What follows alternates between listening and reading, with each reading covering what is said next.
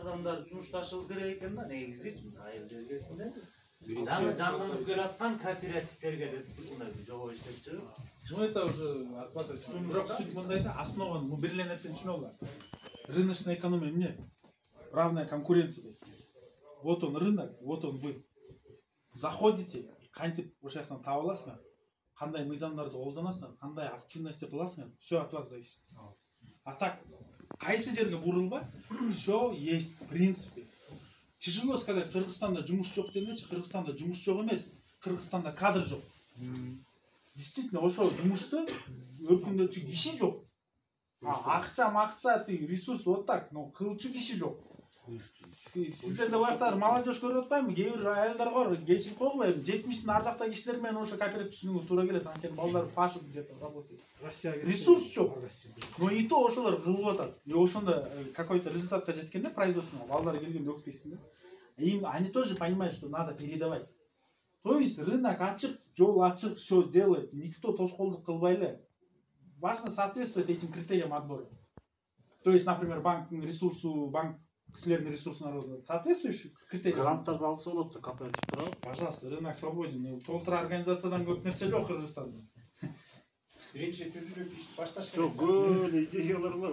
Айылгачы негизи айылга бир нерселерди куралы, бирдеме өндүрүп чыгаралы, кайра переработка. Мыслить надо как бизнесмен. Понимаете, жетекчиси тандаган жетекчине мыслить должен как бизнесмен, а работать эл менен как кооператив, как общественный, как жамаат менен иштеген болуш. А рынокко чыкканда мыслить должен как бизнесмен. Канчамага выгодно, кандай келет, кандай условия. А бизнесмен мыслит, мен бул партнер менен долгосрочно иштешим керек. Момда мен момча нерсе алам, мен момча бере алам.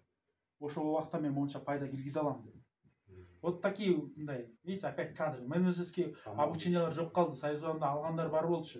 Действительно, школа была. Кантип хозяйстволорду бутка тургузчу школалар бар болчу.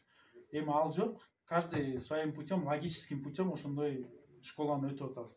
Кто-то эми жакшы эме болуп калгандар, чет өлкөгө чейин чыгып балдар окуп келип аткан балдар бар, действительно топовыйлар. Мен, например, аяка кире албайм, мен топовыйлар. Действительно хороший кадрлар келип атат акырындан кайрачы, балдар бар. То есть бул все зависит, кимди тандайсыңар и насколько ошого правленияга жетекчиге жардам бересиңер. Потому что бүт түйшүктүн бар бир кишиге күтүп коюп, кооператив өнүгөт деген да туура эмес. Ошон үчүн айтып атайм, мүчөлөрдүн активности керек. Не только сен не кылып атасың эмес, мону кылбайлыкпы деген да сөз болуш керек. Тут такая работа, творческая работа. И жизнь. И жизнь, да, кетет. Но зато не жалко будет, что жизнь общества кетет, дечи. Эртең ким билет, бывает кооперативы, мен көрдүм өз көзүмө. Мындай айтканда өзүнүн айыл өрүндө газон, пазон, асфальтты өзү эле кылып коет, мамлекетке кайрылбайт. Татынакай болчу. Европага болот өзүнө. Потому что почему күчү жеткен, өнүккөн, ошого барган и чувство эл менен чогуу жакшы жашаш керек деген кооперативдин ичинен өскөн. Вот такая вот ситуация.